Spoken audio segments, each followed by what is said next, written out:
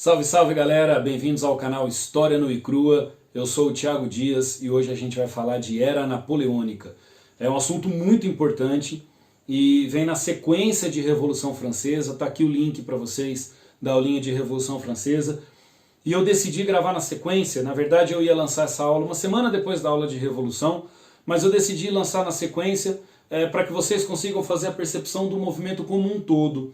Ficou um espaço grande de tempo entre a primeira parte da Revolução e da segunda, e eu acho que isso prejudicou um pouquinho o entendimento. Então vocês têm a opção de assistir tudo, Revolução parte 1, Revolução parte 2, e já embalar em Era Napoleônica, para vocês entenderem como que se configurou a consolidação da burguesia no poder na França, e não só na França, porque o Napoleão vai espalhar o pensamento iluminista por toda a Europa Ocidental.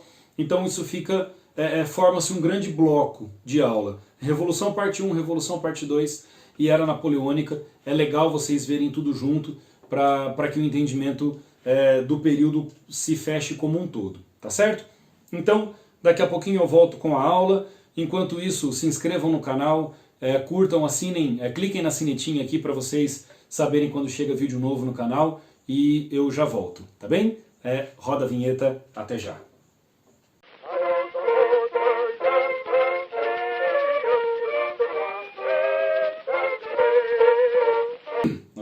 Les enfants de la patrie. Então vamos lá. Bom pessoal, então vamos para a nossa aula de Era Napoleônica.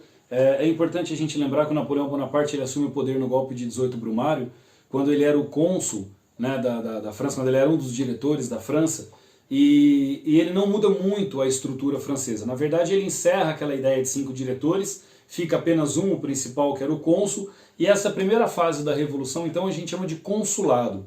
Ela começa em 1799 e vai até 1804, tá certo? Então, essa primeira fase da Revolução é uma fase em que o Napoleão é paz e amor. A gente vai conhecer dois Napoleões Bonaparte, será que é certo falar dessa forma? Ou duas imagens de Napoleão Bonaparte, a primeira do Napoleão bonzinho e a segunda do Napoleão já um cara militar, imperialista, dominador e tal, certo? Então vamos para a primeira parte do governo de Napoleão, vamos falar do consulado.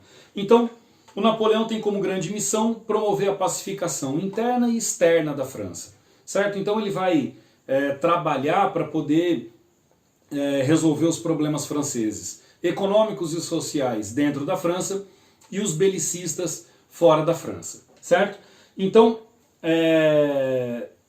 para que isso aconteça, o Napoleão ele vai promover dois grandes acordos, ou melhor, dois acordos internos muito importantes e um acordo externo muito importante. Então, com os países vizinhos, o Napoleão Bonaparte ele dá a garantia de que ele não vai invadir, de que ele não vai levar esse pensamento iluminista e liberal para nenhum outro lugar, e pede de garantia que nenhum país tente dominar a França e invadir a França. Então ele faz um acordo de paz com os países vizinhos.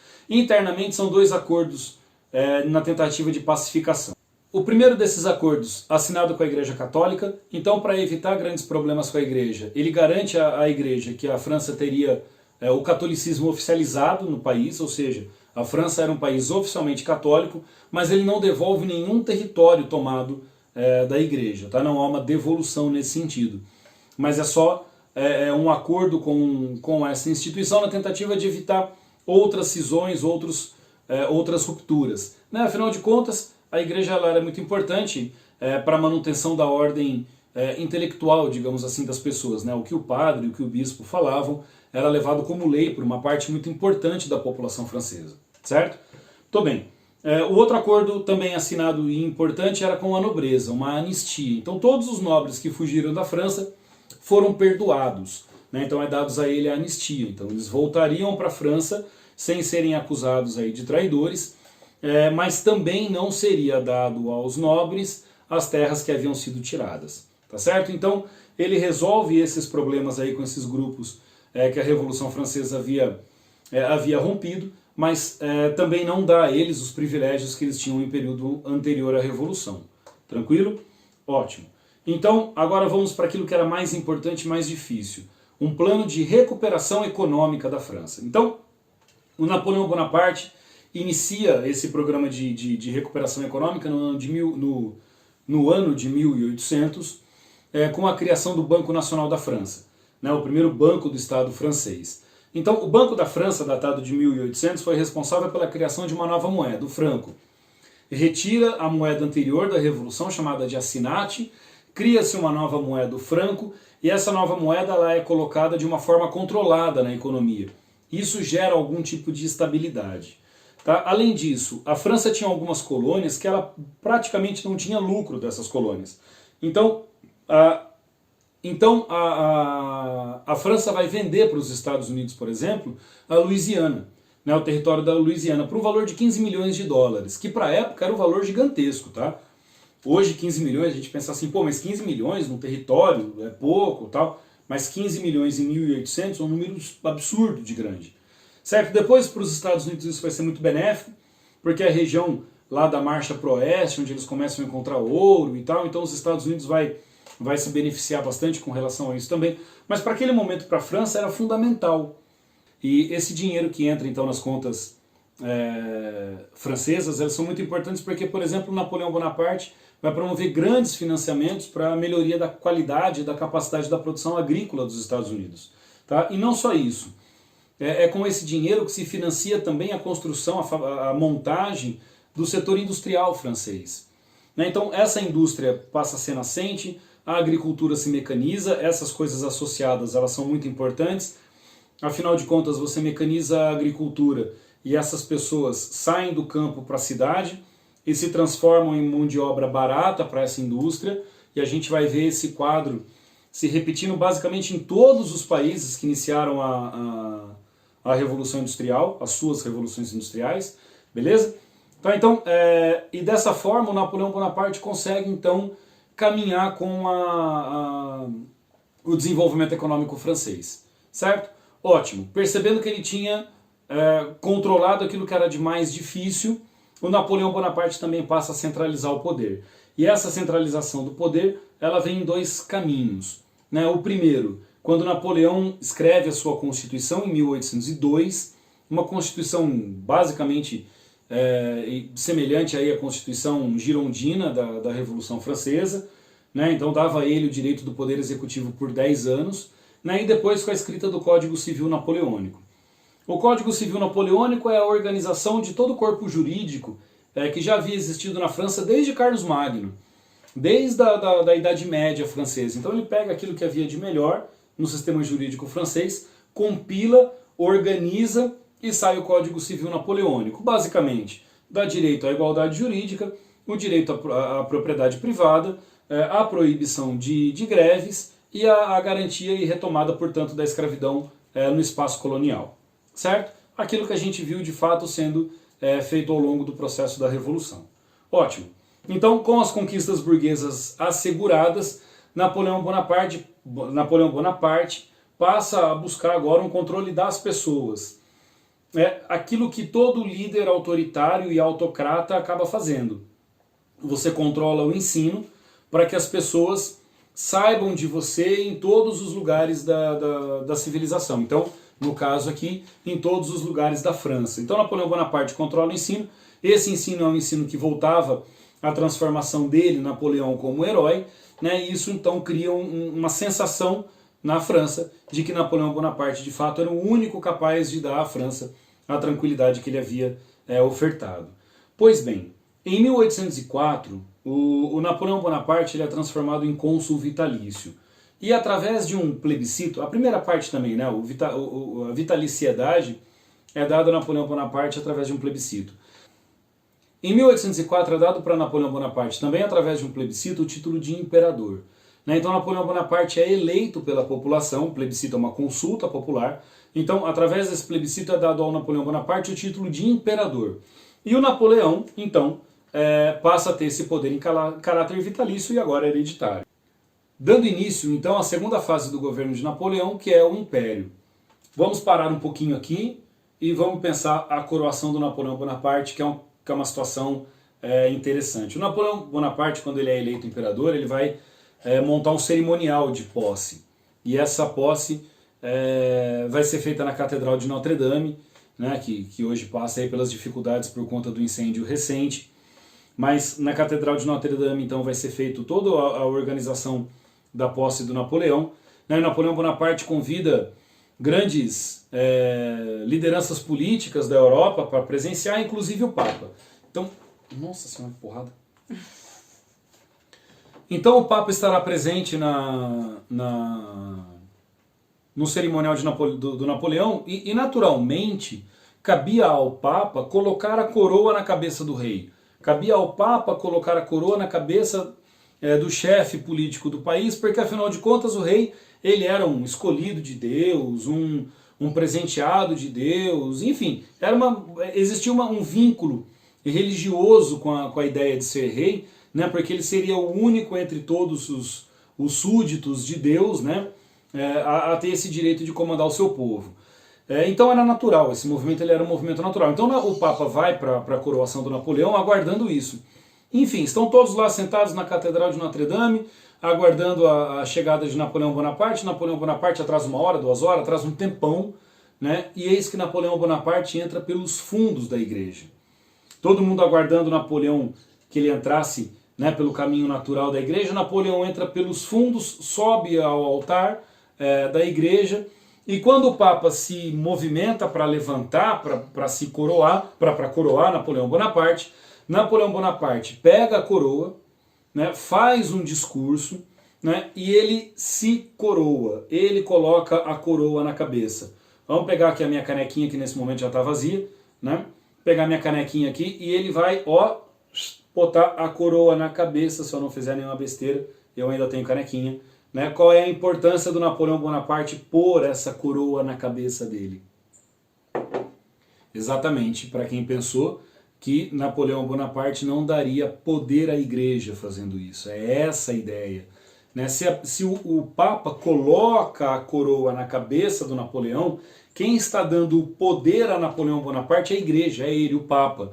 Quando Napoleão pega a coroa e põe na sua cabeça, quem está dando o poder a Napoleão é ele mesmo. Ele está acima da igreja. Então percebam que isso representa uma centralização muito grande dos poderes na mão de Napoleão Bonaparte e já dava a ideia do que seria essa segunda fase do governo napoleônico. Entendido? É legal isso, é muito importante isso, tá, moçada? A coroação de Napoleão é um fato muito importante para a gente entender essa capacidade de centralização política dele. Beleza? Ótimo. Então inicia-se a segunda fase, a fase do Império, que começa lá em 1804, se estende até 1805. E aquela ideia de que ele era o Napoleão, paz e amor, acabou. Agora Napoleão Bonaparte vai ter como marca nessa segunda fase, nesses 11 anos, atritos constantes com os países vizinhos. Pois bem, com a Inglaterra, Napoleão Bonaparte tinha o objetivo de concorrência comercial. Napoleão Bonaparte queria vencer a Inglaterra comercialmente. Afinal de contas, França e Inglaterra seriam nesse momento os dois únicos países industrializados da Europa. Muito bem, com os outros países da Europa, a disputa lá era política. Então Napoleão Bonaparte era um liberal, um herdeiro do pensamento iluminista, né, e todos os outros países eram monarquias absolutistas que tinham medo do avanço desse pensamento liberal. Então existia uma tensão entre a Europa, entre a França e os outros países da Europa com relação ao levar esse pensamento liberal para o resto do continente, certo? Pois bem, então antes da gente entender qual é o caminho que o Napoleão Bonaparte vai fazer com relação a esses países, é legal a gente lembrar que o Napoleão vai tentar atacar a Inglaterra por mar numa batalha na costa portuguesa, na região de Trafalgar, no ano de 1805, e Napoleão Bonaparte vai ser derrotado pelo almirante Nelson. Numa batalha que era praticamente impossível de Napoleão perder, Napoleão perdeu. Né? É mais ou menos aquela mesma ideia da batalha que o Napoleão ganhou contra a Itália, que ninguém imaginava que ele fosse ganhar, também ninguém imaginava que o Napoleão fosse perder, que o almirante Nelson fosse perder, que o almirante Nelson fosse vencer, e ele vence Napoleão. Derrotado no mar, Napoleão Bonaparte percebe que vencer a Inglaterra militarmente seria difícil. É por isso que ele se volta contra a Inglaterra comercialmente. E isso é uma das coisas mais importantes do governo Napoleão. Né? No ano de 1806, Napoleão Bonaparte assina o bloqueio continental. e a assinatura do bloqueio continental proibia que qualquer país do continente europeu fizesse comércio com a Inglaterra, sob as punições de uma invasão, de um ataque napoleônico. Então Napoleão Bonaparte monta uma esquadra de navios próximas ao continente, impedindo que navios saíssem da Europa continental rumo à Inglaterra, né? E caso algum país tentasse fazer isso, seria, portanto, invadido por Napoleão Bonaparte. Tá certo? Isso muda de maneira importantíssima todo o quadro político da Europa. Né? As monarquias... bom, primeiro, Napoleão Bonaparte não vai dar conta de oferecer a todos esses países os produtos industrializados que a Inglaterra oferecia. Então essa tentativa de quebrar a Inglaterra comercialmente fracassa, né? E num segundo momento alguns países vão se ver numa situação de não poder negar o comércio com a Inglaterra, exatamente porque o Napoleão Bonaparte não dava conta de oferecer os produtos da maneira como a Inglaterra oferecia. Então cria-se uma linha de contrabando de produtos ingleses na Europa, via Rússia. Tá? Então esse é um primeiro ponto importante da gente entender. Tá? O bloqueio continental ele fracassa porque a França não tinha a capacidade produtiva que a Inglaterra tinha. Certo? Então os países vão buscar os produtos ingleses mesmo através do contrabando. Além disso, a Inglaterra ela vai olhar para a Europa e vai perceber que existe uma dificuldade de comércio com a Europa e ela vai voltar suas atenções para a América. Então, a partir daí, é importante a gente entender que a Inglaterra começa a incentivar os países da América a proclamar suas independências. E vai ter uma batelada de países proclamando as suas independências com o auxílio da Inglaterra. Afinal de contas, a Inglaterra enxergava nas Américas o seu mercado consumidor em potencial. Temos um caso específico da Península Ibérica. Os dois países da Península Ibérica são países de maneira muito grande dependentes da Inglaterra. Então, Portugal e Espanha se viram em grandes dificuldades de romper com a Inglaterra. Né? E o primeiro sinal dessa dificuldade é a invasão que o Napoleão Bonaparte... ou a primeira consequência dessa dificuldade é a invasão de Napoleão Bonaparte à Espanha, né, tirando o rei espanhol do poder. E no ano de 1807, Portugal, então, com o seu radar atento aí, né, ligado, assina um acordo com a Inglaterra, pede um socorro para a Inglaterra, e a Inglaterra traz a família real portuguesa para o Brasil. Né? Então a fuga da família real portuguesa está intimamente ligado ao bloqueio continental de Napoleão Bonaparte. Beleza? Entendido? Ótimo. Então, olhamos o quadro da Europa como um todo a partir de agora. Napoleão passa, a partir daí, a perceber uma decadência lenta. Afinal de contas, os países vão olhar para o Napoleão Bonaparte e vão perceber nele um invasor. Né? E o sentimento de nação desses países, o nacionalismo desses países, começa a crescer exatamente tendo Napoleão Bonaparte como figura representativa do outro. Tá? Então, a Europa ela vai ter essa situação em dois campos diferentes. Os países que não aceitaram o bloqueio continental e que Napoleão invade, e os países, ou invade ou domina, e os países em que Napoleão Bonaparte vai apenas exercer influência. E essa situação se prolonga até 1812, quando Napoleão Bonaparte, então, percebe que essa rota de contrabando com a Rússia ela era grande, se fortalecia, e que era um grande problema para a França. E em 1812, Napoleão Bonaparte resolve, então, atacar a Rússia. Em 1812, então, começa a campanha contra a Rússia. E aí vem uma das coisas mais curiosas com relação ao governo do Napoleão Bonaparte, porque o Napoleão ataca a Rússia no fim do ano, né, na segunda metade do ano, e esse ataque acontece no momento em que a Europa está vivendo o seu inverno. Né? Então Napoleão Bonaparte junta um exército monstruoso, um exército com muita gente, esse exército marcha sobre a Rússia, né, e é óbvio, não dá para levar comida para todo esse exército. São milhares de pessoas caminhando contra a Rússia.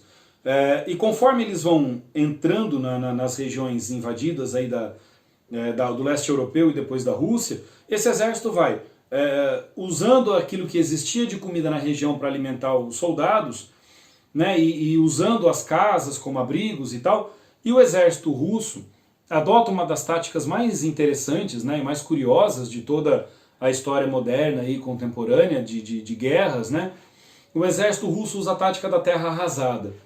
E o exército russo vem recuando conforme o exército napoleônico foi avançando. Então o exército russo ele entrava para o interior da Rússia e ateava fogo na produção agrícola e ateava fogo nas casas para que o exército de Napoleão não tivesse duas coisas importantes. A primeira, comida, e a segunda, o abrigo do frio. E o exército vai entrando na Rússia e a Rússia vai... o inverno vai aumentando e quando Napoleão Bonaparte chega em Moscou, o inverno estava no seu ápice. Muito frio, o gelo muito alto e o exército, os soldados napoleônicos começam a morrer. E Napoleão Bonaparte fica numa situação em que era impossível permanecer em Moscou. E Napoleão se vê obrigado a bater em retirada. Quando o exército napoleônico bate em retirada, ele precisa deixar para trás aquilo que era pesado e que atrapalhava a velocidade do caminhar desse exército, que eram principalmente os canhões. E de posse desses canhões, o exército russo avança conforme o exército napoleônico foge, e o exército russo vai usar inclusive esses canhões para atacar o exército napoleônico. Certo? Bom, é uma derrota humilhante para Napoleão Bonaparte. Napoleão volta para a França, o exército dizimado, completamente desestruturado, né? E Napoleão Bonaparte politicamente muito enfraquecido, né? E Áustria e Rússia e Inglaterra e Prússia, esses quatro países se organizam numa grande coligação internacional e no ano de 1814 invadem a França e capturam Napoleão Bonaparte. Napoleão Bonaparte vai ser preso e vai ser exilado na ilha de Elba, uma ilha que era uma espécie de uma prisão militar. Então Napoleão vai ser colocado nessa prisão. Fica a dica aí para vocês, assistam o filme O Conde de Monte Cristo, ou leiam o livro, é muito mais legal ler o livro do que o filme, muito embora os dois sejam ótimos, mas leiam o livro O Conde de Monte Cristo, porque ele se passa exatamente nesse momento em que Napoleão Bonaparte está preso na ilha de Elba. Napoleão Bonaparte fica preso na ilha de Elba por mais ou menos um ano. Em 1815 ele foge, né, volta para a França, num período, e ele fica no poder, ele volta para a França. O Luís XVIII havia sido conduzido ao poder. Quando Napoleão foge, Luís XVIII fica sabendo da sua saída de Elba. Luís XVIII foge para a Bélgica, né, vai ser recebido na Bélgica, num plano estratégico já montado para tentar pegar Napoleão Bonaparte de novo. Napoleão Bonaparte volta para a França, reassume o poder num período que fica conhecido como governo dos 100 dias. É um período bem curtinho, sem muita importância. Napoleão Bonaparte tenta resgatar o seu moral perdido por conta da derrota contra a Rússia. Em 1815, então, ainda, sabendo dessa fuga do rei Luís XVIII, Napoleão Bonaparte vai atacar a Bélgica, considerando a Bélgica uma inimiga por ter recebido Luís XVIII. Napoleão Bonaparte ataca a Bélgica e num movimento estratégico da Inglaterra, Napoleão Bonaparte é levado com o seu exército para uma região onde ele vai ficar prensado, né, numa cordilheira em formato de U. O exército belga fica para dentro da cordilheira, Napoleão no meio, e o exército inglês, que se escondia atrás dessa cordilheira, avança e pega o exército do Napoleão Bonaparte por trás, pelas costas. E o Napoleão, querendo evitar uma guerra e querendo evitar uma grande chacina dos seus soldados, Napoleão Bonaparte então se entrega. Napoleão Bonaparte dessa vez é preso, né, pela Inglaterra e é levado para a ilha de Santa Helena, uma colônia inglesa no sul da África. Uma ilha lá no sul da África, lá nas proximidades da África do Sul. E Napoleão Bonaparte fica preso até 1821, data de sua morte. Tá certo? Muito bem. Só para a gente entender, Napoleão Bonaparte é preso em forma definitiva. As monarquias absolutistas elas ficam então preocupadas em tentar reorganizar esse mapa europeu e se encontram no chamado Congresso de Viena. Começa lá em 1814, quando ele é preso pela primeira vez, mas fundamentalmente ele acontece em 1815, a partir de sua prisão definitiva. E o Congresso de Viena é uma reunião entre as principais potências europeias, depois da prisão de Napoleão Bonaparte. Envolve aí uma reunião entre Áustria, Rússia, Prússia e Inglaterra, considerados os países vencedores. E essa reunião ela tinha dois objetivos básicos, ou tinha um objetivo básico, que era a reorganização do mapa europeu ao período anterior da Revolução Francesa. E isso aconteceria através de dois princípios, né? O princípio da legitimidade e o princípio do equilíbrio. Ou seja, o objetivo do Congresso de Viena era dar aos donos legítimos do poder, né, os tronos, então devolver ao trono aquele que tinha o direito legítimo de estar nele, e equilibrar esse mapa europeu de acordo com as novas forças que haviam surgido por conta da vitória contra Napoleão Bonaparte. Certo? Então, esse mapa ele é redividido, né, guardando aí algumas proporções de conquistas desses 4 países, desses 3 países, Áustria, Rússia e Prússia. A Inglaterra não, obviamente, a ilha ela não está nos domínios continentais, certo? E a França é dada então a fronteira anterior à Revolução, certo? Então, o Congresso de Viena tinha esse objetivo: reorganizar o mapa, guardando as devidas proporções das novas forças, por isso que a gente fala em equilíbrio europeu, devolver a fronteira, guardando esses cuidados a quem havia conquistado o território, por conta do benefício aí da vitória contra Napoleão, né? E principalmente o direito do poder a quem tinha o seu direito legítimo, então, ao momento anterior à Revolução Francesa.